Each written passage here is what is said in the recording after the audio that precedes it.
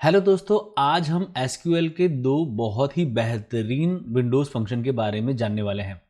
पहला जो है वो है लैग और दूसरा है वो है लीड। लैग और लीड फंक्शन ने बहुत सारी कॉम्प्लेक्सिटी हमारे एसक्यूएल में से दूर करी है। समझिए हमारे पास एक एम्प्लॉय टेबल है और वो एम्प्लॉय में हमारे पास ये डेटा गिरा हुआ है। अभी मुझे ये चेक करना है, जब अमित को हायर करके हमने रोहित को हायर करा तो उसका सैलरी कितना ज़्यादा और कितना कम था। अगर ये हमें चेक करना हुआ तो हमें क्या करना पड़ेगा, हमें ज्वाइन करना पड़ेगा हमारा नेक्स्ट रो से। हमारा नेक्स्ट रो का वैल्यू हमारे पहले वाले वैल्यू से माइनस करना होगा और ये सारा बहुत ही कॉम्प्लिकेटेड क्वेरी बनता था। पर ये सॉल्यूशन हमारा lead and lag function resolve करते हैं। लैग एंड लीड काम कैसे करते हैं?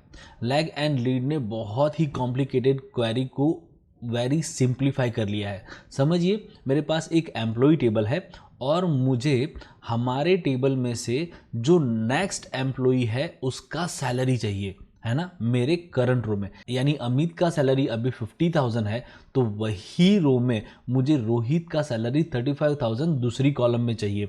तो उसके लिए हमें क्या करना पड़ेगा, हमें जॉइंट्स लगाने पड़ेंगे और बहुत सारा कॉम्प्लिकेटेड क्वेरी लिखना पड़ेगा।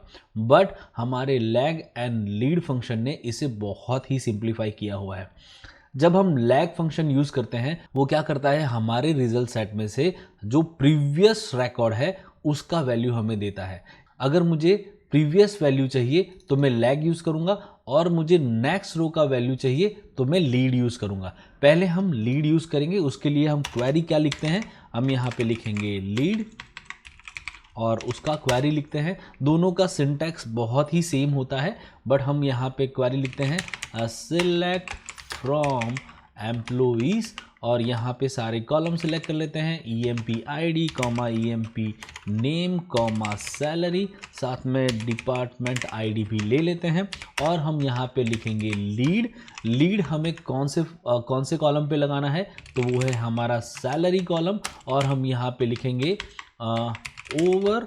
ओवर में हम लिखेंगे ऑर्डर बाय। हमने यहाँ पे एम्प्लॉय ID से ऑर्डर बाय करना है तो मैं यहाँ पे लिखूंगा EMP ID और यहाँ पे क्या लिखेंगे एस नेक्स्ट EMP सैलरी। अभी आप देखिए क्या होने वाला है, जब मैं ये क्वेरी को एग्जीक्यूट करूंगा तो यानी हमारा जो अमित का रो है उसमें रोहित का सैलरी एक कॉलम में आ जाएगा। जब मैं इसे एग्जीक्यूट करूंगा तो देखिए वही हुआ है।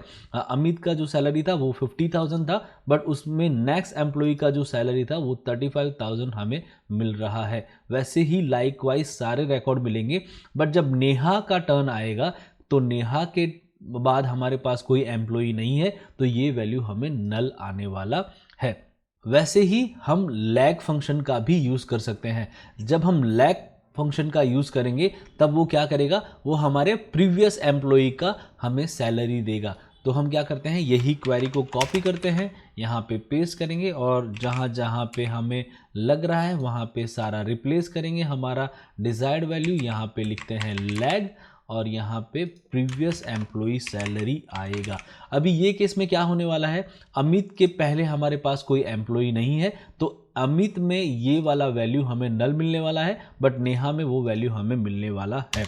तो देखिए अभी क्या हो रहा है, अमित के पहले कोई एम्प्लॉई नहीं है तो प्रीवियस एम्प्लॉई सैलरी हमें नल मिल रहा है और नेहा में हमारा प्रीवियस एम्प्लॉई था जो है विकास, तो विकास का सैलरी हमें 30,000 मिल रहा है।